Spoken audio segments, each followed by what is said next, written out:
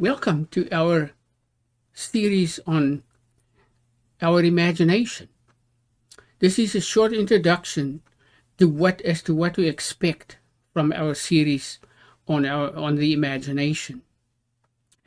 The imagination and the formation of images and impressions in our perception are interconnected. The automata of imagination is always present, as for instance, when we do nothing or when we get really angry with someone. We can actually feel the visceral impact of anger when someone affronts us or does something that that requires us to be angry. Also, when we get the visceral feeling of guilt, it has an impact on your solar plexus.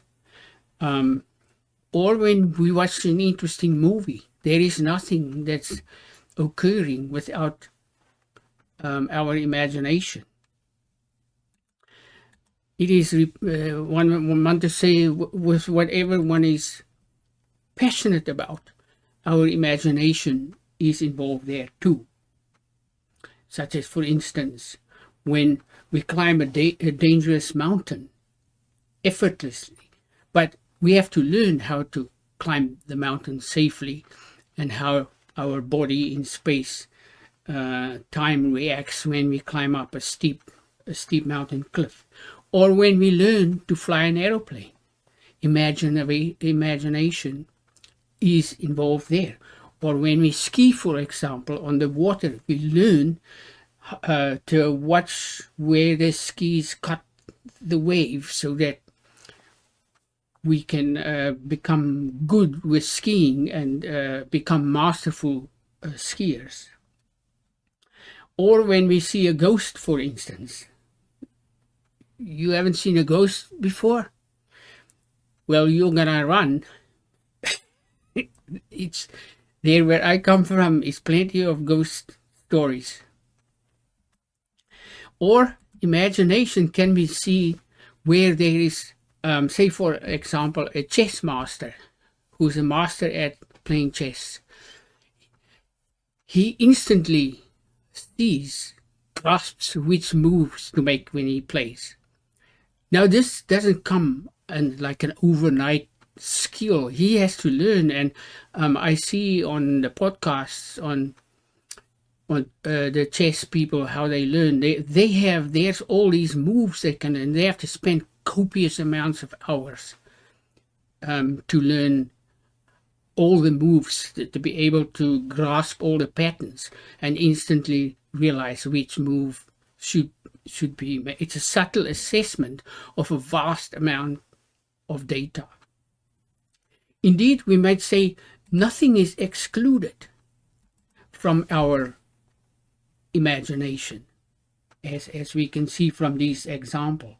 Our imagination is that internal receiving and assimilating aspect of our looking and sense contact with the figures and colors of the world external to us. How can we observe imagination at work?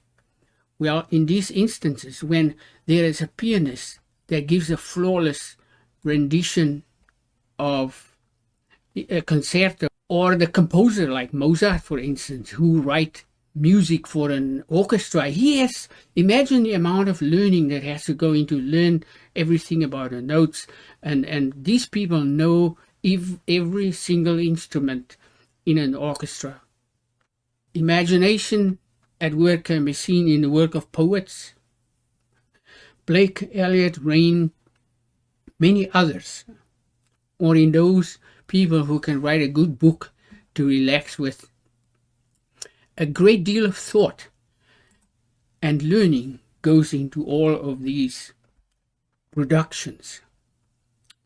Imagination is present in every single aspect of our looking. Now here is the thing.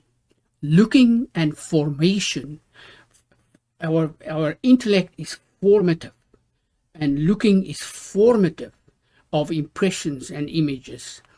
It brings forth, imagination brings forth a deeper understanding on the basis of learning, the internal learning processes. When I look at a piece of work and I look at it repeatedly, they say that there's a man that says 10,000 hours is necessary for to become a master in your subject. Well, that's about 3 hours a day, every day for 10 years. I say that's a good beginning. So looking and formation is our intellectual perception in its flawless functioning, which is a flow from the receiving and assimilation of data collected from an external sense and figure, form and color. Imagination receives and assimilates our sense contact with the world external to us, our eyes, ears, nose, mouth, skin contact, and on a more subtle level, all our emotions or the automatic complexity of processes in our cells, our whole nervous system, the whole of our brain, indeed, the vegetative, the combustive forces in our body forms sensing contact and interaction. Our whole body is a sensing, forming being. It's not one single thing, as I often say in my videos. We are a complex unity, and this imagination is part of that complexity of our unity. That our imagination can be trained through all the processes that involves learning and the discipline of paying attention is perhaps not well known today. Imagination is a crucial part of the interforming media of discovery and conception, say of postulates or hypotheses, or how to set out an argument from an hypothesis. Argumentation involves a reasoning process that requires attention, discipline, and learning. The last time I think that there was an actual contemplative practice of this internal elevation, the internal movement to higher knowledge of the soul, and this reasoning process is in the period 200 to 600 AD. Now, this isn't quite correct, but I'm going to take it from there. A volatile period in early Roman life. In 600 AD, the Athenian Academy, the Athenian schools, Minerva of the late Platonos, was summarily closed by Justinian, the emperor. Some members of this academy, like Hypatia, a female philosopher of the time, brutally murdered, the skin flailed off with sharp, perhaps scabs of pottery, cut up in the church. It appears that philosophy and its descent is a perilous undertaking. The Dark Ages followed.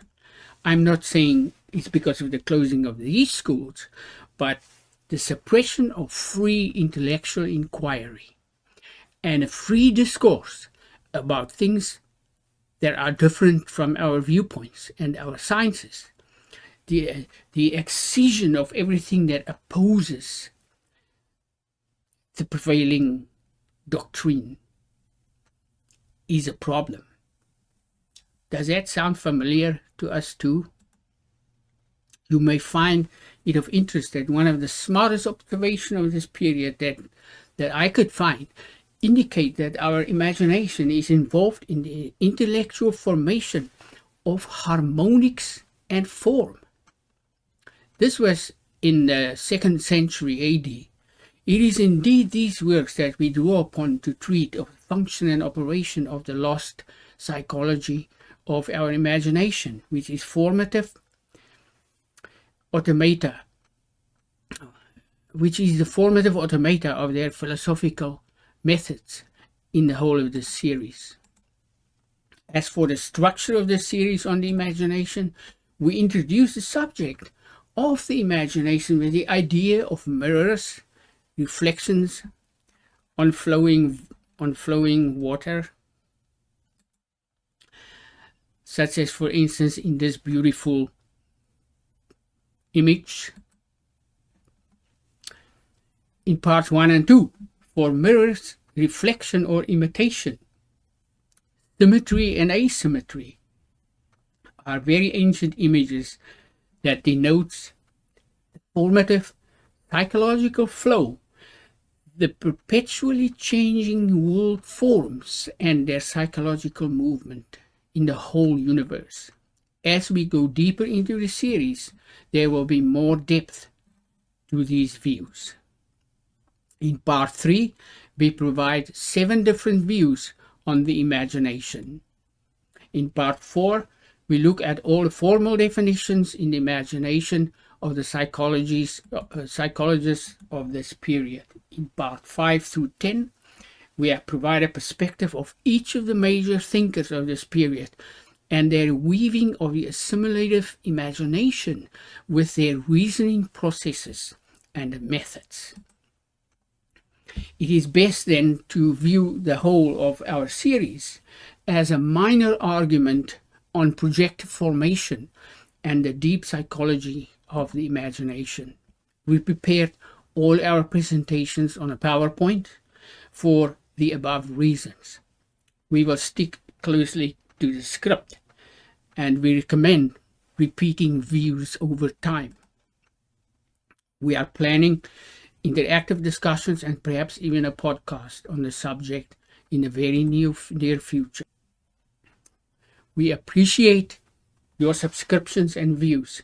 We hear that when you click the bell symbol, the YouTube algorithm pushes us up the pile. Thank you for watching, and we will see each other in the rest of the series.